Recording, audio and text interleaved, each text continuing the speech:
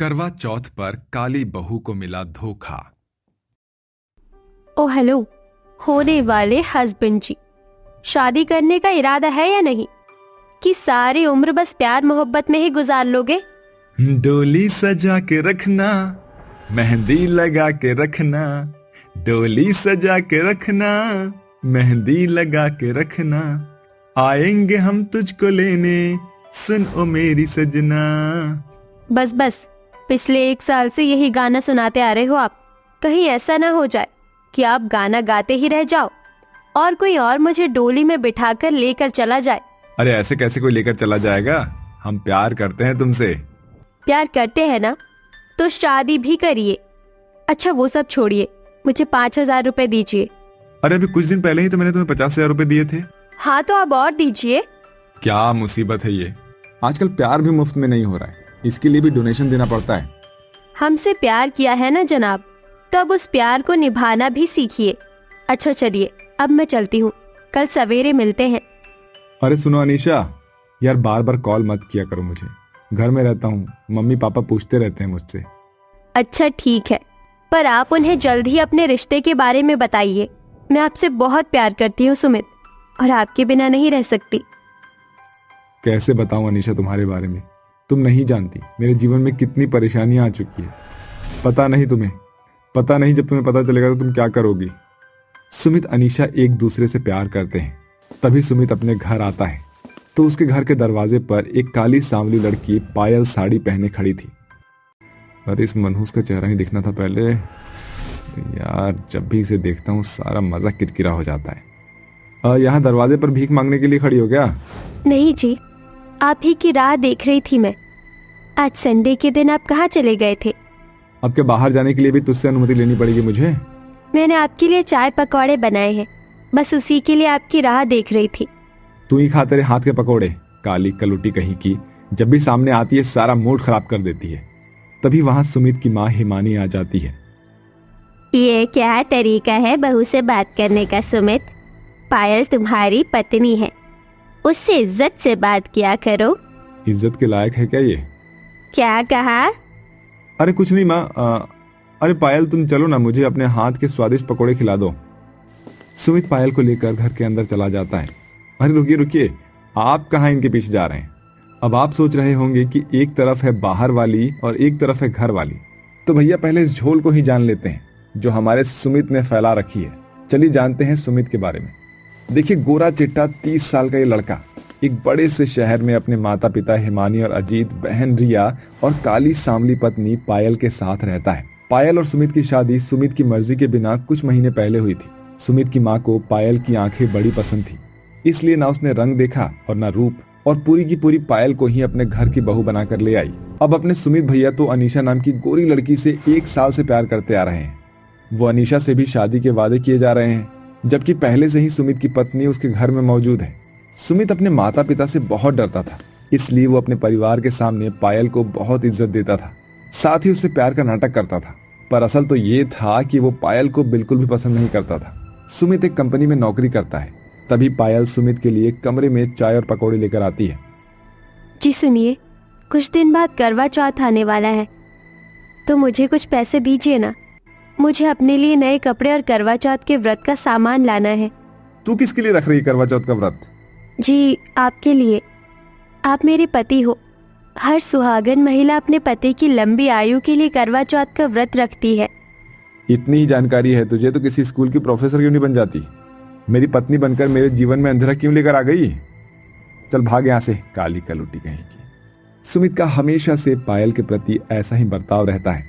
वो हमेशा पायल के रंग का अपमान किया करता था। कुछ दिन ऐसे ही बीत जाते हैं।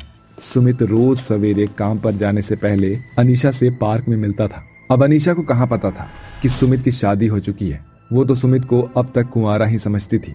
एक रात सुमित थका हारा घर आता है और अपने कमरे में जाकर सो जाता है। इधर बाहर पायल सबके साथ करवा चौथ की तैयारी कर रही थी। पायल बहू, सुमित बहुत थका हुआ लग रहा है, जाओ उसके सर पर तेल से मालिश कर दो, ये काम रिया कर लेगी। पायल अपने कमरे में आती है। अंदर सुमित गहरी नींद में सोया हुआ था। तभी पायल सुमित के सर को मालिश करने लगती है। आप क्यों हमेशा मुझ पर गुस्सा करते हो सुमित जी? मैं आपकी पत्नी हूँ, जब से हमारी शादी हुई है तब से एक भी दफा आपने मुझसे प्यार से बात नहीं की। इतने में सुमित के मोबाइल पर अनीशा का कॉल आता है। ये देखकर पायल कॉल उठाती है। अरे कहाँ हो मेरे होने वाले दूल्हे राजा, आज मिलने क्यों नहीं आए आप अपनी जाने मन से?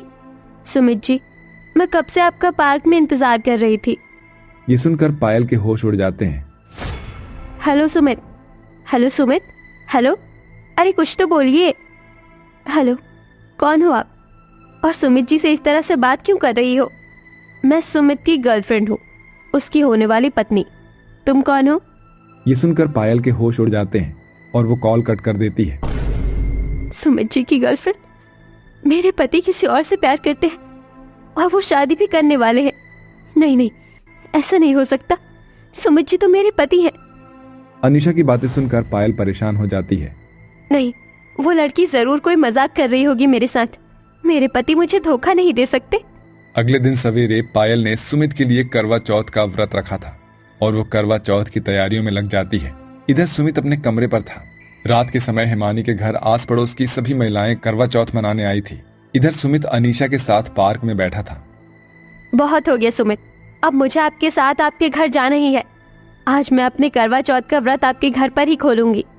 अनीशा बहुत जिद करने लगती है। क्या करूं यार, चलो आज सबको अपने और अनीशा के रिश्ते के बारे में बता ही देता हूं। वैसे भी उस काली कलूटी पायल के साथ अब और नहीं रहना मुझे।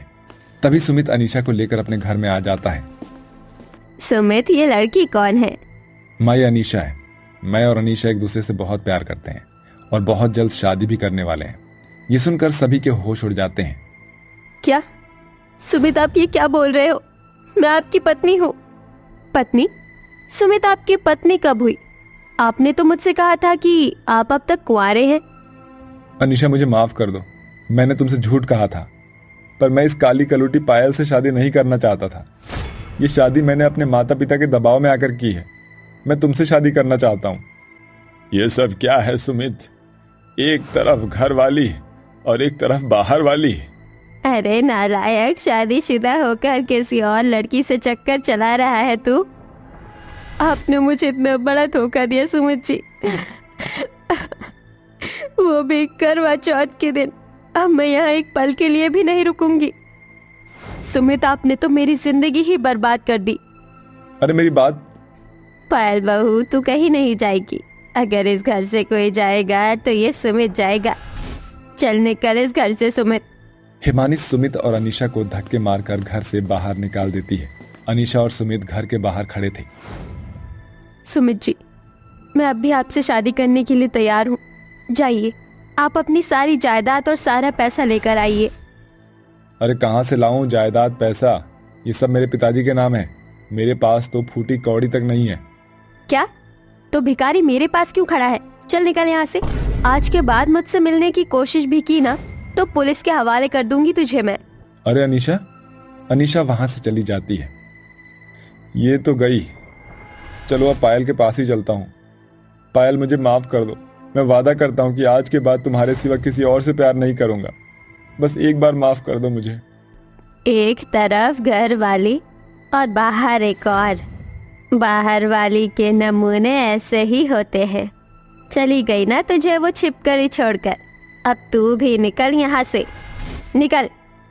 हिमानी और सब घर के अंदर चले जाते हैं। सुमित न घर का रहा और ना ही घाट का। इसलिए कहते हैं भैया, जब शादी हो गई हो ना तो बाहर मुंह मत मारते फिरो, क्योंकि आखिर में उसका अंजाम यही होता है। न इंसान घर का रहता है और न घाट का।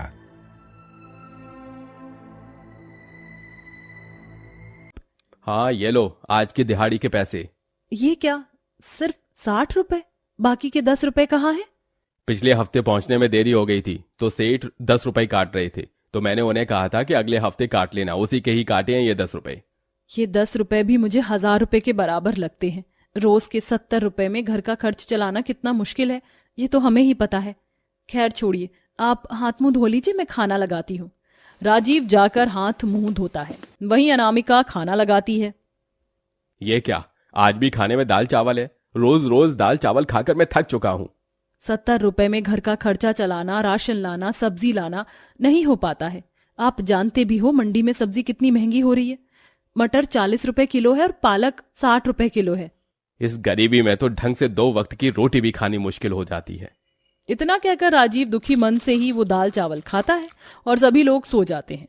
राजीव अपने गांव के सेठ के खेत में खेती किया करता था, जिससे दिन में राजीव को 70 रुपए मिलते थे, जिससे उनके घर का खर्चा चलाना बहुत मुश्किल हो जाता था।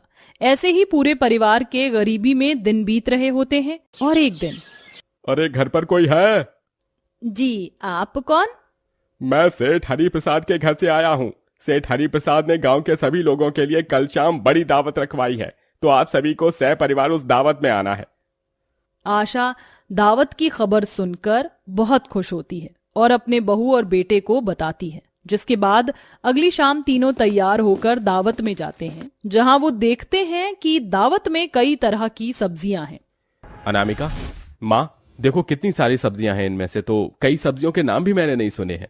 तो आज तो मैं जमकर दावत खाऊंगा। न जाने कितने दिनों के बाद इतना अच्छा खाना खाने को नसीब हो रहा है। सारा परिवार दावत का खाना खाने के लिए बैठ जाता है, लेकिन जैसे ही राजीव की माँ आशा और पत्नी अनामिका दावत का पालक पनीर खाते हैं, तो वो सब पालक पनीर खाते ही रह जाते हैं। अरे वाह, ये पालक पनीर तो खाने में बहुत स्वादिष्ट है। आज से पहले मैंने इतना अच्छा पालक पनीर कभी नहीं खाया। मेरा तो मन कर रहा है कि मैं ये पालक पनीर ही खाता रहूं। न जाने इसके बाद ऐसा पालक पनीर खाने को कब नसीब हो। हाँ बेटा, तू बिल्कुल ठीक कह रहा है। हम गरीबों के लिए पालक पनीर तो किसी अमृत से कम नहीं। सारा परिवार दावत का सारा खाना छोड़कर सिर्फ पालक पनीर खाता है, जिसके बाद सभी लोग घर आ जाते हैं और ऐसे ही 3 से 4 दिन बीत जाते हैं। लेकिन इन 3 से 4 दिनों के बीच में अब धीरे धीरे आशा की तबीयत खराब होने लगती है और वो बिस्तर पकड़ लेती है। माँ जी, आप हिम्मत मत हारिए, आप बहुत जल्दी ठीक हो जाएंगी। मुझे भगवान पर पूरा भरोसा है। अभी तो आपको अपनी गोद में अपने पोता पोती खिलाने हैं। नहीं बहू, अब मेरे जाने का समय आ गया है, लेकिन मेरे जाने से पहले क्या तू मेरी एक आखिरी इच्छा पूरी कर सकती है? जी माँ जी, आप बोलिए, क्या चाहिए आपको? बहू, मुझे ज्यादा कुछ नहीं, बस मैं मरने से पहले एक बार पालक पनीर खाना चाहती हूँ। यही मेरी आखिरी इच्छा है। तो कुछ भी कर मेरे लिए, कहीं से भी पालक पनीर लेकर आ। आशा की बात सुनकर अनामिका परेशान हो जाती है, लेकिन अपनी सास की हालत देखकर अनामिका आशा को पालक पनीर खिलाने का वादा कर देती है। लेकिन अनामिका जानती थी कि उसके पास इतने पैसे नहीं हैं कि वो अपनी सास को पालक पनीर खिला सके। ये सोचने की वजह से अनामिका को रात में नींद भी नहीं आती, जिसे देखकर राजीव कहता है, क्या हुआ अनामिका, रात के 1 बज चुके हैं और तुम हो कि अभी तक सोई नहीं? कुछ बात है क्या? तुम मुझे बहुत परेशान लग रही हो। आप जानते हैं ना माँ जी की तबीयत कितनी खराब चल रही है, इसीलिए उन्होंने मुझे अपनी आखिरी इच्छा में पालक पनीर खाने की ख्वाहिश की है। लेकिन हमारे पास तो इतने पैसे ही नहीं है कि हम माँ जी को पालक पनीर खिला सके। तुम फिक्र मत करो, मैं कुछ करता हूं। तुम सो जाओ, ज्यादा परेशान मत हो। राजीव के कहने पर अनामिका सो जाती है, जिसके बाद अगले दिन अनामिका जैसे ही चूल्हे के पास खाना बनाने के लिए जाती है, तो राजीव उसके पास पालक पनीर बनाने का सारा सामान ले आता है और उसे दे देता है। पालक पनीर बनाने का सारा सामान आप कहां से लेकर आए? आपके पास इतने पैसे कहां से आए? वो मैं जब बाजार गया था तो एक फैक्ट्री के मालिक को कुछ मजदूरों की जरूरत थी बोरी उठाने के लिए, तो मैंने वहीं पर ही बोरी उठाने का काम शुरू कर दिया और मुझे उन्होंने 250 रुपए दिए और मैं उन पैसों से ये सारा सामान ले आया। आपने बोरी उठाई, मजदूरी का काम किया। भगवान, ये तो हमें कैसे कैसे दिन दिखा रहा है। मेरे पति को कितना मेहनती काम करना पड़ रहा है। भगवान, हम गरीब पर जरा दया कर। ये कहते हुए अनामिका की आंखों में आंसू आ जाते हैं, जिसके बाद अनामिका जल्दी से अपनी सास के लिए पालक पनीर बनाती है और सबको पालक पनीर परोसती है। अनामिका की सास जैसे ही अनामिका का बना हुआ पालक पनीर खाती है तो, बहू, तेरे हाथ का पालक पनीर तो उस दावत के पालक पनीर से भी बहुत अच्छा है। इसे खाकर तो मेरे शरीर में जान आ गई है। इससे अच्छा पालक पनीर तो पूरी दुनिया में कहीं नहीं हो सकता। हाँ अनामिका, तुमने बहुत अच्छा पालक पनीर बनाया है। तुम्हारे हाथों में तो जादू है, जादू। मैं तो कह रहा हूं कि तुम पालक पनीर बनाकर बेचना शुरू कर दो। राजीव बिल्कुल ठीक कह रहा है। मुझे यकीन है कि लोगों को तुम्हारे हाथ का पालक पनीर बहुत ज्यादा पसंद आएगा। लेकिन पालक पनीर का ढाबा खोलने के लिए हमें बहुत सारे पैसों की जरूरत पड़ेगी और हमारे पास इतने पैसे नहीं हैं। तुम उसकी फिक्र मत करो, मैं कहीं ना कहीं से पैसों का जुगाड़ कर लूंगा। राजीव जिस सेठ के यहाँ खेती का काम किया करता था, राजीव उसी सेठ से कुछ पैसे उधार लेता है और उन पैसों की मदद से अब राजीव और अनामिका मिलकर पालक पनीर का ढाबा खोल लेते हैं। अरे भाई, एक प्लेट पालक पनीर लगाना। अरे मुझे भी एक प्लेट पालक पनीर दे दो। ये लीजिए साहब पालक पनीर। अनामिका के हाथ का बना हुआ पालक पनीर खाते ही वो कस्टमर तो पालक पनीर की तारीफ करते रुकते नहीं। अरे वाह, ये पालक पनीर तो बड़ा ही स्वादिष्ट है और इसके पनीर कितने मुलायम है, और ऊपर से ये ठंडी ठंडी लस्सी, आहा, मजा ही आ गया। कस्टमर को अपनी तारीफ करता देख अनामिका को बहुत खुशी होती है, जिस वजह से कुछ ही समय में अनामिका का पालक पनीर का ढाबा पूरे गांव में फेमस हो जाता है और गांव भर से लोग अनामिका के पास पालक पनीर खाने के लिए आते हैं, जिस वजह से अब अनामिका के घर के हालात पहले से ठीक होने लगते हैं। ऐसे ही समय गुजरता रहता है और एक दिन, अनामिका जल्दी करो, आज तो ढाबा बंद करने में बहुत लेट हो गया। हाँ हाँ बस आई। अनामिका इतना बोल ही रही होती है कि तभी उनके ढाबे के सामने एक बड़ी सी गाड़ी आकर रुकती है और उसमें से दो लोग निकलते हैं। एक्सक्यूज मी, क्या कुछ खाने को मिलेगा? बहुत भूख लग रही है। साहब, आपको आने में देरी हो गई, अभी तो ढाबा बंद करने का समय हो गया है, लेकिन आप लोग बस थोड़ा इंतजार कीजिए। मेरी पत्नी बहुत जल्दी जल्दी खाना बनाती है, वो आपके सबके लिए कुछ ना कुछ जरूर बनाकर ले आएगी। अनामिका जल्दी से पालक पनीर बनाती है और उन लोगों को सर्व कर देती है। वो लोग जैसे ही उस पालक पनीर को खाते हैं तो खाते ही रह जाते हैं। ये पालक पनीर आपने बनाया है? ऐसा लग रहा है कि इसे किसी बड़े 5 स्टार होटल के शेफ ने बनाया है। इतना टेस्टी, इतना डिलीशियस पालक पनीर कभी नहीं खाया हमने। आप इतना अच्छा पालक पनीर कैसे बना लेती हैं? आपको तो किसी 5 स्टार होटल में होना चाहिए। राज की बात सुनकर अनामिका और राजीव उन्हें सारी बातें बता देते हैं, जिसे सुनकर राज और शेफाली कहते हैं, हम एक हुनरबाज शो के जज हैं, वहां पर लोग कुकिंग कंपटीशन करते हैं। अगर आप चाहें तो उसमें पार्टिसिपेट कर सकती हैं, इससे आपको पैसे और फेम दोनों ही मिलेंगे। क्या सच में मैं इस हुनरबाज शो में जरूर हिस्सा लेना चाहूंगी। अनामिका और राजीव जाकर उस हुनरबाज शो में हिस्सा लेते हैं और कुकिंग कंपटीशन भी जीत जाते हैं। सभी जज को अनामिका के हाथ का पालक पनीर बहुत पसंद आता है। कुकिंग कंपटीशन जीतने की वजह से अनामिका को पैसे तो मिलते ही मिलते हैं, साथ में उसे काफी फेम भी मिलता है, जिस वजह से अब अनामिका बहुत फेमस शेफ बन जाती है और अपने परिवार के साथ एक बड़े से घर में खुशी खुशी रहती है।